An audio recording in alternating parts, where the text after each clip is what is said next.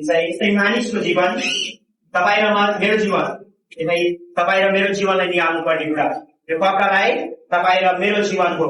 तपाईँ र मेरो जीवनमा कसैले झोडा गर्छ होला, कसैले मारपिट गर्छ होला है, खोक्रो भएको जीवन है। यस कारणले यस्तो गरेर चाहिँ हाम्रो चाहिँ खोक्रा भइसकेको छ। पहिले त राम्रै थियो यो कपडा, म किन्नु अघि मैले लाउनु अघि कति वर्ष अगाडि चाहिँ राम्रो थियो, तर चाहिँ बिस्तारै चाहिँ कतै च्यातिएको पछाडि च्यातिएको छ, यता च्यातिएको छ है, फललाई लामो सक्दा थोरै भएको छ।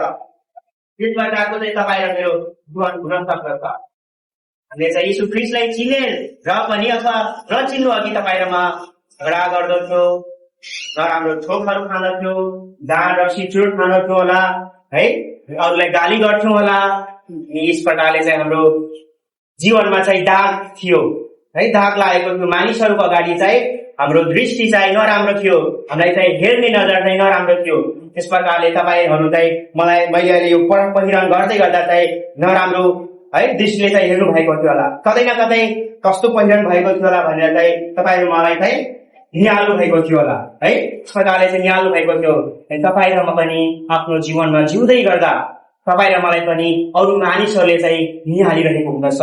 हाम्रो गाउँ छ, समाज छ, छरछिमेकीहरू हुँदछ, हरेकले चाहिँ तपाईँ र म के गर्छौ, कहाँ जान्छौ, के खान्छौ, सबै कुरा चाहिँ निहालिरहेको हुँदछ।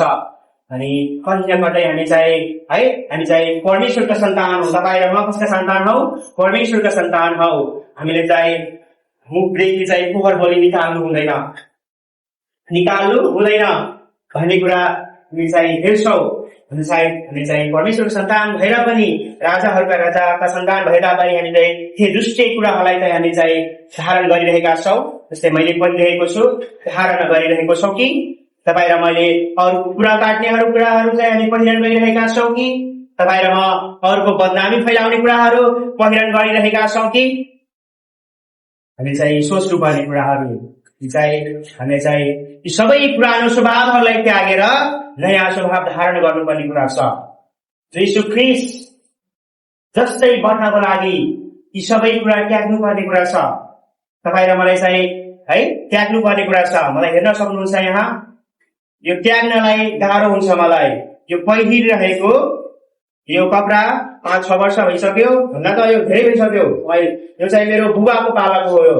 यो बुवा लाउनुहुन्थ्यो पहिला, अनि बुवाले चाहिँ दराजमा राख्नु भएको थियो, अनि चाहिँ मैले चाहिँ राम्रो देखेर चाहिँ लाउँथेँ। यो चाहिँ त्यस प्रकारले चाहिँ मलाई गाह्रो हुन्छ त्याग्नलाई, मलाई गाह्रो हुन्छ। सहज भएर मलाई दुःख लाग्यो, 5-6 वर्ष लागेको बुवाको निशानी भनेर चाहिँ त्याग्न मलाई गाह्रो भयो।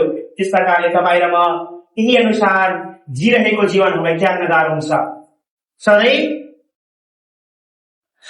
नराम्रो कुराहरू गरिरहेको बानी हुन्छ हामीलाई है, त्यो बानीले त्याग्न गाह्रो हुन्छ, हामीलाई साह्रै गाह्रो हुन्छ। तर हामीलाई चाहिँ जब हामी त्याग्छौँ चाहिँ नयाँ कुरा धारण गरेका हुन्छौँ। अघि मैले त्यो लाउँदै गर्दा मलाई तपाईँहरूले चाहिँ राम्रो देख्नु भएको थिएन होला है, हुन त मेरो अनुहार राम्रो थियो होला, त्यो कपडा त्यो धारण गर्दै गर्दा तपाईँहरूले मलाई चाहिँ नराम्रो देख्नु भएको थियो होला, गरिब नीच तुच्छ भनेर चाहिँ तपाईँहरूले चाहिँ मलाई हेर्नु भएको थियो होला, दृष्टि तपाईँहरूमा गएको थियो होला। अब मैले चाहिँ त्यसले चाहिँ त्यागिदिए अनि म चाहिँ अर्को पहिरन गरेको छु। अहिले चाहिँ म यीशु ख्रीष्ट जस्तै तपाईँ र म चाहिँ यीशु ख्रीष्ट जस्तै बन्नको लागि चाहिँ पुरानो स्वभावलाई त्याग्नु पर्ने कुरा सम्बन्धी हो। आज परमेश्वरले तपाईँ र मलाई केही अनुसारको जीवन जिउनलाई बोलाउनु भएको छैन। आज तपाईँ र मलाई चाहिँ परमेश्वरले उहाँ जस्तै बन्नको लागि बोलाउनु भएको छ। यस प्रकारले तपाईँ र मेरो परमेश्वर जो सृष्टिकर्ता हुनुहुँदछ, उहाँ जस्तै बन्नलाई तपाईँ र मैले चाहिँ आफ्नो पुरानो व्यवहारलाई थालेर नयाँ व्यवहार धारण गर्नु पर्ने छ।